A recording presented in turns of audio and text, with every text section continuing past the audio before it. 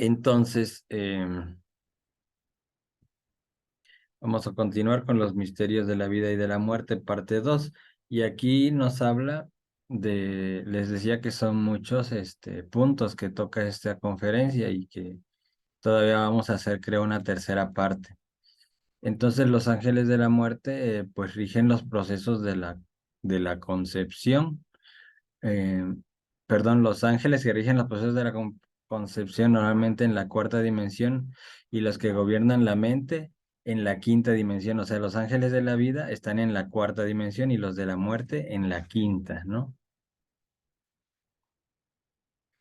También nos dice por acá que los ángeles eh, de la muerte son en sí mismos pues hombres perfectos, que es muy amarga la pérdida de un ser querido y pareciera, o así lo podemos llegar a pensar, que estos pues ángeles de la muerte son crueles, ¿verdad? Pero no es así, realmente ellos pues no son crueles, aun cuando parezca increíble.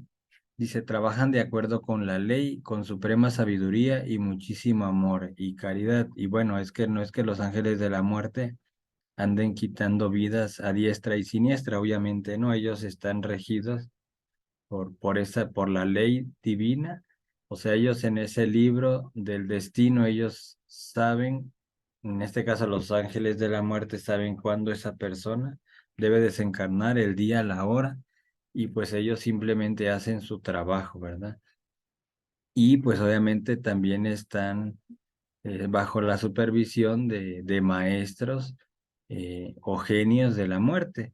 Ujú. Que obviamente en esto de los ángeles de la muerte hay jerarquías, sí, hay ángeles, tienen su jerarquía, ¿no? Y hay maestros de la muerte, etcétera. Entonces ellos simplemente cumplen con su trabajo. Vamos a poner un ejemplo haciendo como una analogía de esta situación, que no es que sea malo. Si un trabajador de la CFE tiene que ir a cortar pues la luz a una casa porque pues tiene una deuda, pues simplemente él está haciendo su trabajo, no es que esa persona sea mala o que incluso disfrute dejar sin luz a los demás, simplemente es su trabajo, ¿verdad? Entonces algo parecido sucede con los ángeles de la muerte, no es que incluso lo disfruten, es simplemente un trabajo y eso les toca hacer, ¿verdad? Pero obviamente tienen conciencia y como dice aquí, trabajan con muchísimo amor y caridad. Esto lo hacen pues cortando el cordón de plata o cordón antacarana. Dicho cordón se corresponde con el cordón umbilical y ahí está la imagen, ¿verdad? Cómo ese cordón umbilical nos une.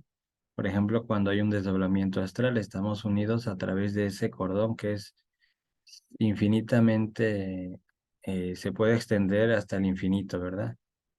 Entonces, este cordón umbilical es séptuple en su interna constitución íntima, o sea que cada cuerpo, el vital, el astral, mental, etcétera, están unidos o ligados por ese cordón.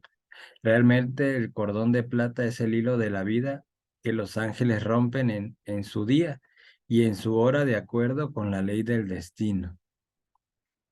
Este hilo maravilloso pertenece a las dimensiones superiores del espacio y solo puede ser visto con el sentido espacial.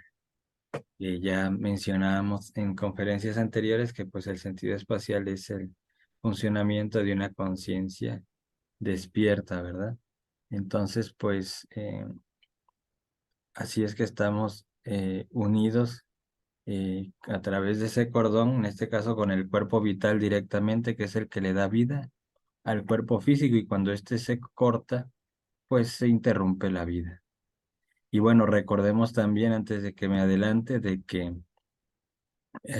existen ángeles de la vida y de la muerte. Entonces, nosotros ya sabemos, porque ya lo hemos estudiado, de que si no hay muerte, tampoco existiera vida y viceversa. Entonces, debe de haber un equilibrio entre vida y muerte. Y incluso veámoslo de esta manera, imagínense que nadie se muriera. Imagínense que todos los seres que han pasado por esta todas aquellas esencias que han pasado por este planeta siguieran vivas. ¿A dónde? O sea, ahí sí sería una super, hiper sobrepoblación y no cabríamos en el planeta, obviamente. Ajá, entonces, por ese lado, si lo vemos también, no sería lógico que alguien naciera y que nunca muriera, ¿verdad? Porque pues, habría un desequilibrio en el planeta. Y simplemente se trata de entender que es un proceso, como ya lo hemos comentado. Dice aquí que los moribundos suelen ver el ángel de la muerte como una figura esquelética espectral bastante horrible.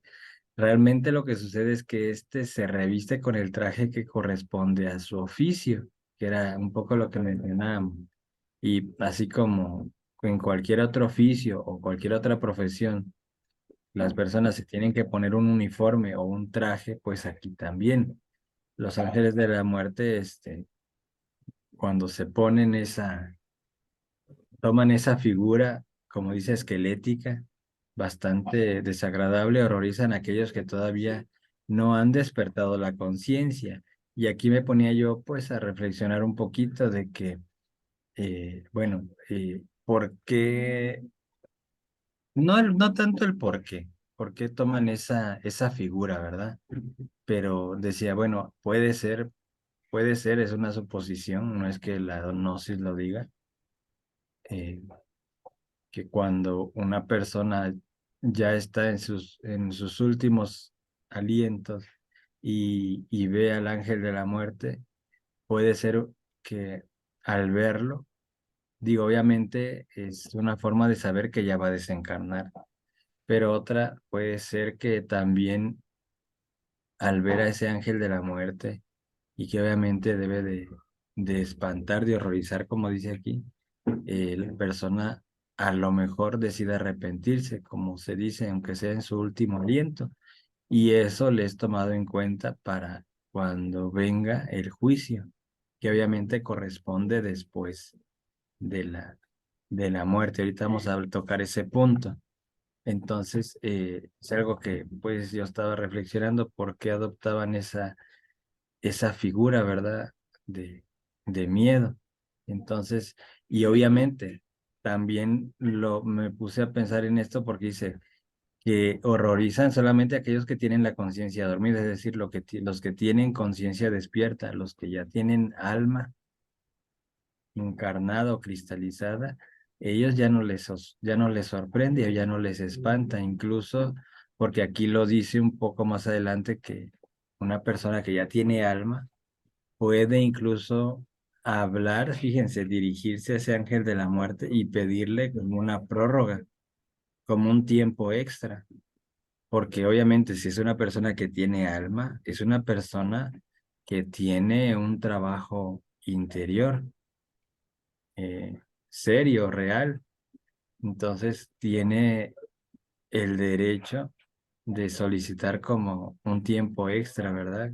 Como a veces se suele decir la frase de que estamos viviendo tiempos extras, pues literalmente eso lo podemos utilizar, en este caso alguien que ya tenga el alma cristalizada o encarnada. Entonces vean qué interesante y qué tan misericordiosa es la divinidad que nos va dando o otorgando ciertos derechos, ¿verdad? Que obviamente no cualquiera tiene. Ujú. Los símbolos funerales de los ángeles de la muerte son, por ejemplo, dice la voz que ciega vidas, la calavera de la muerte, el búho, la lechuza. Entonces nosotros, como esta imagen, cuando nos se habla de la muerte, uno se imagina enseguida una calavera, una parca, ¿no? Como le decimos.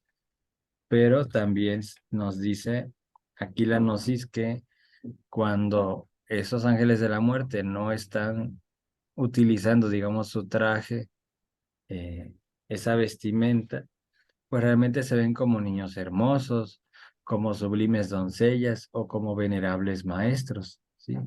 Que obviamente también tenemos que decir que ver a un maestro, a un venerable maestro, también es, impone su presencia, obviamente, su energía, y es tanta divinidad que también genera miedo. O sea, no es que genere miedo el ángel de la muerte. Si viéramos a un ángel de la vida, también nos daría miedo, sobre todo porque es algo desconocido y que no entendemos. Ujú. Si viéramos, supongamos que se nos apareciera el Maestro Jesús, obviamente nos iba a dar un miedo terrible porque su energía, su poder es tanto, tan enorme que incluso, pues, incluso sería imposible que como tal en el físico se nos apareciera porque no lo íbamos a soportar. En el astral, sí. En el astral, en el mental, sí, porque es diferente, ¿no? Pero aquí en el físico, si se nos presentara, pues incluso podríamos hasta morir. Ujú. Entonces, para que tengamos esa idea, o si tenemos una idea equivocada de lo que son los ángeles de la muerte, pues dice, allí en la inmensidad del gran océano de la vida existe un palacio funeral donde tiene su morada uno de los genios principales de la muerte. Su rostro es como el de una doncella inefable y su cuerpo como el de un varón terrible. Este ser es un andrógino divino. Bajo su dirección trabajan millares de ángeles de la muerte, que es lo que les comentaba hace rato, que están dirigidos por alguien. Y este ser que es un andrógino divino, recordemos que un andrógino es una persona que no es que tenga los dos sexos, es una persona que tiene encarnada la fuerza positiva y la negativa, es decir, es masculino y femenino, ¿no? Y puede tomar a voluntad una apariencia ya sea femenina o masculina, porque tiene las dos fuerzas creadas en su interior y por eso tiene esa facultad. Y, y no es que tenga los dos órganos sexuales, ¿no? El andrógino no tiene como esa parte, ¿verdad? Sino ahí el que tiene, este, se me olvidó el término, pero sí hubo cuando, en la época de la Lemuria, cuando los andróginos, cuando eran seres andróginos y después empezaron a involucionar y se volvieron hermafroditas, esa es la palabra. Ellos sí tenían órganos masculinos y femeninos, pero el andrógino no, ¿sí? No tiene los dos órganos sexuales. Em, entonces, aquí nos habla de los tribunales del karma y voy a leer, este, em, voy a leer aquí. Eh, mm, en su biblioteca de estos genios de la muerte o de los tribunales del karma, existen millares de volúmenes moleculares donde están escritos los nombres y datos kármicos de todos aquellos que deben morir, cada cual a su día y a su hora, de acuerdo con la ley del destino. La ciencia de la muerte es terriblemente divina. El animal intelectual falsamente llamado hombre muere inconsciente y nace inconsciente, y así marcha ciego desde la cuna hasta el sepulcro, sin saber de dónde viene ni para dónde va. Cuando fabricamos alma, despertamos conciencia, y sólo entonces nos hacemos conscientes de los misterios de la vida y de la muerte. Todo hombre con alma puede negociar, fíjense es lo que decíamos hace rato, todo hombre con alma puede negociar con los ángeles de la muerte y desencarnar a voluntad, de acuerdo con sus necesidades. Esto significa poder para alargar la vida, si así se considera necesario, para realizar o terminar alguna labor en el mundo físico. Quienes se han transfigurado en el mundo electrónico, quienes ya poseen un cuerpo electrónico, o sea, un cuerpo astral, por haber fabricado un espíritu, pueden mandar a los ángeles de la muerte y conservar su cuerpo físico durante millones de años. Esos son los grandes salvadores de la humanidad, los grandes rectores del mundo, recordemos el rey del mundo, citado por Ossendowski en su libro titulado Bestias, Hombres y Dioses. Este gran ser vive en Agarthy y posee un cuerpo de edad indescifrable, que es el Matusalén bíblico, o Melquisedec, que ya hemos platicado de él, o Changam, o Arbarman, que es alguno de sus nombres, que no saben ni siquiera qué edad tiene este ser. A este gran ser lo mencionan antiquísimas escrituras religiosas, como la Biblia, ¿verdad? También recordemos a Sanat Kumara, el anciano de los días, el gran inmolado, el fundador del colegio de los iniciados de la Gran Logia Blanca. Dicho adepto vive en el desierto de Gobi, en un oasis solitario. El cuerpo de este gran ser tiene una edad de más de 18 millones de años, imagínense. En su compañía residen en el mismo oasis un grupo de adeptos con cuerpos lemures inmortales. Todos esos adeptos viajan con su cuerpo físico por entre las dimensiones superiores del espacio. Ellos tienen el poder de teletransportarse con su cuerpo físico por entre la cuarta o quinta dimensión. Todos ellos ejercen poder sobre los ángeles de la muerte. Ellos son adeptos de los misterios de la vida y de la muerte. Todos ellos tuvieron que trabajar con el gran anciano.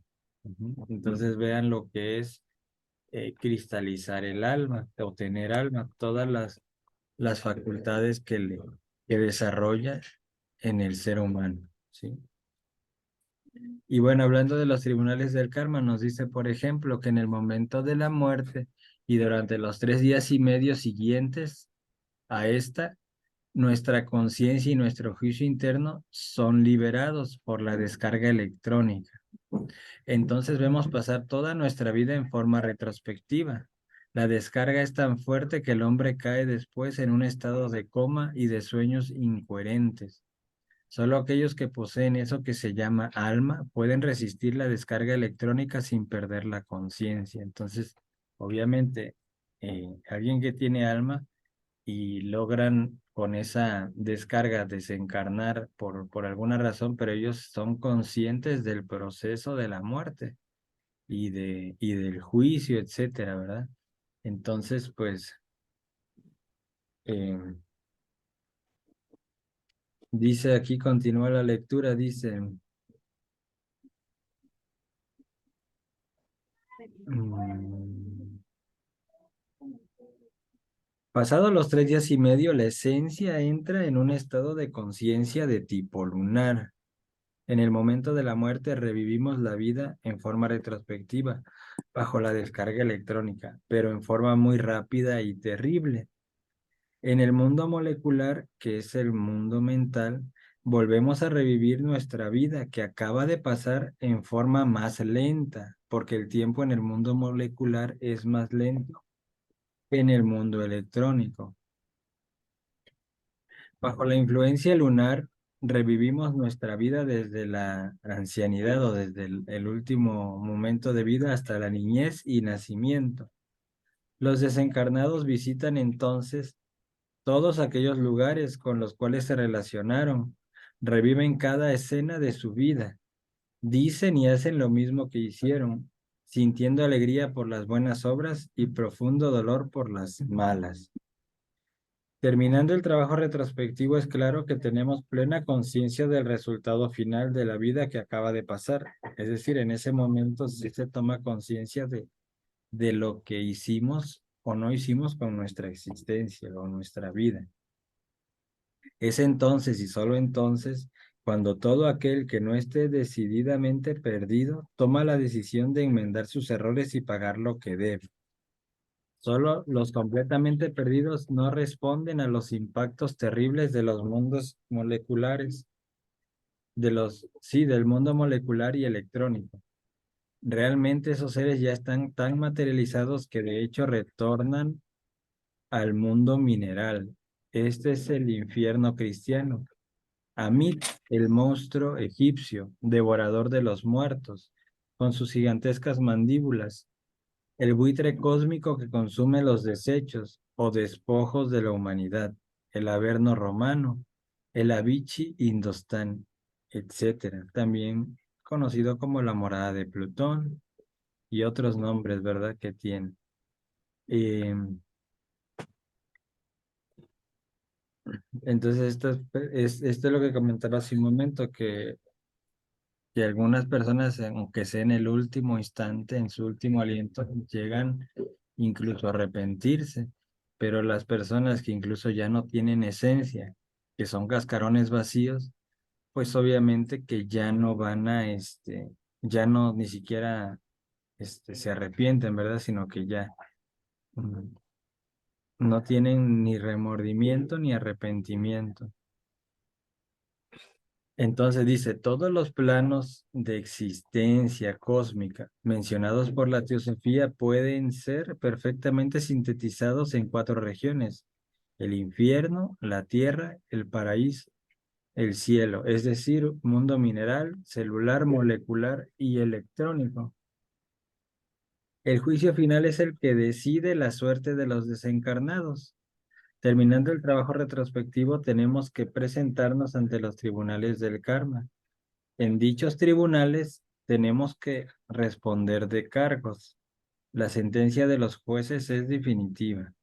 Realmente no es exacto afirmar que todos los seres pasen a las regiones del paraíso o a los estados de felicidad de tipo celestial después del juicio. Realmente solo pasan a las regiones inefables mencionadas por la teosofía una muy pequeña minoría de seres. El juicio final divide a los desencarnados en tres grupos, que de hecho lo comentábamos la vez anterior, que pueden pasar tres cosas, ¿verdad? Cuando alguien desencarna. Una es que, que reencarne inmediatamente, que tome cuerpo físico. Los que suben a los estados paradisíacos y celestes, que decíamos que es como unas vacaciones, ¿verdad? Y que, bueno, reencarnan, pero mucho tiempo después. Y los que pasan a la involución o entran al reino mineral sumergido o mundos infiernos. Ujú. Entonces son las tres cosas que pueden pasar después de que una persona desencarna. Y lo más probable son la primera y la última, ¿verdad? Porque realmente, como dice aquí, no cualquiera se merece pues el cielo y sobre todo en estos tiempos. Entonces, nosotros también aquí debemos entender y comprender de que, bueno, la humanidad, el ser humano, ha venido, pues a este valle de lágrimas, a esta existencia, pues a pagar karma, a menos, a pagar karma inconscientemente, a cumplir con ese libro del destino, con esa fecha y hora de la muerte, a menos que despierte conciencia y ya no vamos a decir incluso que cristaliza el alma, a lo mejor no cristalizamos totalmente el alma, pero el hecho de despertar un 15%, un 20% de conciencia ya nos otorga bastantes derechos. Y entonces, pues aquella persona ya no vendría a cumplir con esa existencia como tal cual aparecía en el libro del destino, sino obviamente la va a modificar y va a modificar totalmente su destino, es decir, va a tener una vida totalmente distinta y muy probablemente va a morir en un tiempo distinto al que mencionaba ese libro del destino, ¿verdad? O sea que, eh, aunque ella en la conferencia eh, 3, cuando hablábamos de las dos líneas de la vida, mencionábamos que el destino sí se puede modificar, pues aquí lo reafirmamos con lo que acabamos de ver hoy, que realmente el destino es modificable, pero tenemos que cambiar nuestro nivel de ser, es decir, morir, ¿verdad? Morir en el yo, que es lo que más nos debe de ocupar. Ajá. Y bueno, voy a leer este otro capítulo que menciona aquí de los cuatro círculos. Y dice que nuestro sistema solar es un cuerpo completo con cuatro círculos completos. La circunferencia de cada uno de los círculos tiene su respectivo patrón de tiempo. Por ejemplo, el círculo de la región mineral llamado infierno o Avicii tiene una escala de tiempo que va de 80.000 a 880 años. Tiempo terriblemente lento. Entre más densa sea la dimensión o que las dimensiones hacia abajo va siendo el tiempo más lento. Muy apropiado para todos esos procesos minerales que se realizan dentro de la corteza terrestre en aquel reino llamado infierno o Avicii. El círculo de la vida molecular se extiende de 60 años a un mes. Dentro de este tiempo se desenvuelven normalmente los organismos que viven en la superficie de la Tierra. El círculo de la vida molecular se extiende de un mes a 40 minutos y mide todos los fenómenos y sucesos del mundo molecular. El mundo molecular es la región o las regiones de la atmósfera, el paraíso de todas las religiones. El círculo de la vida electrónica oscila entre 40 y 2 segundos y medio. Este es tiempo de regiones celestes con los cuales se miden fenómenos de la luz y acontecimientos solares. Entonces, pues aquí lo que podemos mencionar es que lo que nos dijo en algún momento Albert Einstein, pues era cierto que el tiempo es relativo y realmente es que todo es relativo. Ujú. Y bueno, quedan 7 minutos. Voy a leer. ¿Se acuerdan que leímos algunas preguntas la vez pasada? Voy a leer algunas aquí. Aunque sí unas dos para dar un tiempo si quieren comentar o preguntar algo. Dice aquí, ¿por qué después de muertos venimos como fantasmas a este mundo? Dice, es bueno saber que dentro de este planeta existe un universo paralelo, regiones de una cuarta dimensión donde viven los difuntos. Tal mundo aparentemente invisible interfiere con el nuestro sin confundirse. Ujú. Que ya sabemos que es la personalidad, ¿verdad? Esos fantasmas. O el cuerpo vital que también anda yendo a todos lados donde esta persona pues anduvo en el físico. ¿A dónde va el alma de un ser humano que se quita la vida por sí mismo, o sea, alguien que se suicida? Y dice, bueno, los suicidas sufren mucho después de la desencarnación. Viven aquí y ahora en la región de los muertos y tendrán que volver a una nueva matriz y renacer en este valle de lágrimas y morir contra su voluntad al llegar nuevamente a la edad en que se suicidaron, tal vez en instantes en que están más ilusionados de la vida. Entonces, esto igual lo habíamos comentado en algún momento, de que el karma precisamente de una persona que se suicida es nacer inmediatamente. Y cuando llega a esa edad en la que se suicidó, pues perderá la vida. Ahora sí, en contra de su voluntad. Y como dice aquí, muy probablemente sea el momento en que más está disfrutando su vida y se la quitarán. ¿Para qué? Para que el alma aprenda la lección. Dice, ¿es lo mismo espíritu y alma? Dice, un espíritu se es, un alma se tiene. Son pues diferentes. Esa es la única respuesta, aunque realmente esa respuesta nos deja casi igual, ¿verdad? Porque aquí es donde el dilema de la filosofía del ser o el no ser. ¿A qué quiero decir? Que o se es en el ser o no se es en el ser. O se es en el espíritu o no se es en el espíritu. Entonces, un alma la podemos poseer. Lo que quiero llegar es que el espíritu universal de vida, el, el ser o la unidad múltiple perfecta, como también se le llama, que forma parte también del logos, eh, no se puede poseer en el sentido estricto de la palabra. Si hablamos del mundo del espíritu puro, del espíritu universal de vida, de la unidad múltiple perfecta,